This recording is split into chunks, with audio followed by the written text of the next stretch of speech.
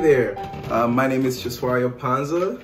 I am in Chicago, sitting on this nice orange couch. I'm gonna go ahead and read the poem. Leaving Another Kingdom. I think this year I'll wait for the white lilacs before I get too sad. I'll let the daffodils go, flower by flower, and the blue squeal go, and the primroses. Levine will be here by then, waving fountain pens, carrying rolled-up posters of Ike Williams and King Levinsky. He will be reaching into his breast pocket for maps of green Toledo, showing the downtown grills and the bus stations. He and I together will get on our hands and knees on the warm ground in the muddy roses under the thorn tree.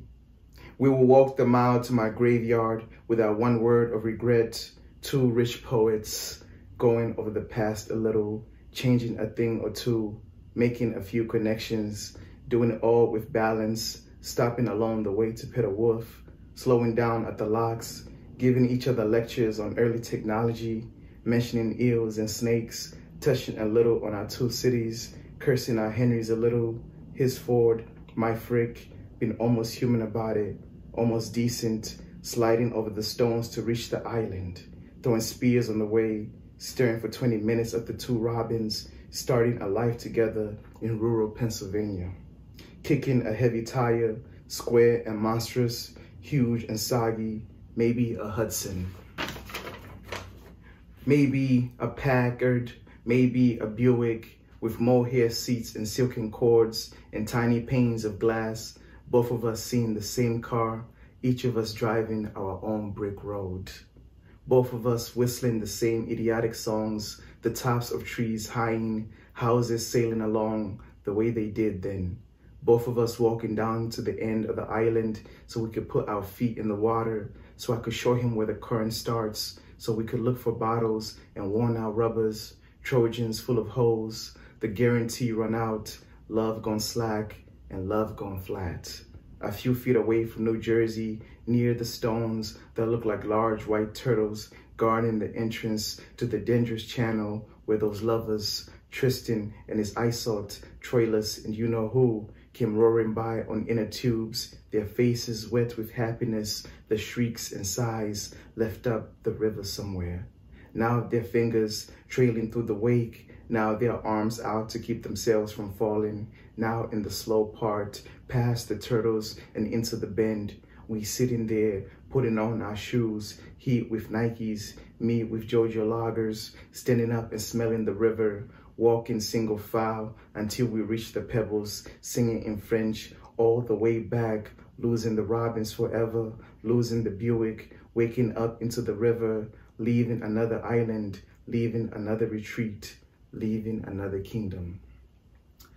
So as you can see, this poem takes a lot of breath, and I think what I always admired about Gerald Stern, as well as his contemporaries, Frank O'Hara, as well as Philip Levine, who he mentions in this poem, is the amount of like scenery and detail towards gallanting through the city streets, being a part of everyday life, and memory and nostalgia becomes incorporated. So there are like specific movements within these poems. So pastoral, anti-elegy, ode, ars poetica, chivalric romance with the mentioning of Troilus, Tristan and his Isolt, as well as like the mythology and surrealism behind it. But overall, I want to emphasize the anti-elegy of it because these are living poets. At this time that this poem was written, they were living. So there's a way that Stern is speaking to Levine in this poem, which requires a lot of breath in terms of their nostalgia, but as well as like their lives as they're moving through each of their coming of age narratives, their Kunst Roman, you would say, right? So there's a way that the emphasis on their lives and the ways that they've navigated through their lives and the ways in which they've been able to hold on to their lives becomes this sort of like ode to their friendship, as well as ode to their career, which becomes wrapped in with this ars poetica type of poem, which becomes wrapped up within this sort of surrealism that their lives have been, or what they imagine, or what they never imagined that their lives would have become. So I think overall for me, Leaving Another Kingdom becomes one of the great poems that shows how you can open the door in so many directions within a poem that does not just have to gesture towards one aspect of like literature and life, but it can be a combination or confluence of the two. And what Stern, as well as his contemporaries, master so well is being able to navigate through these different doors of poetry, as well as a combination of their lives that makes it possible for the poem to exist in tandem with their lives on and outside the page. Thank you.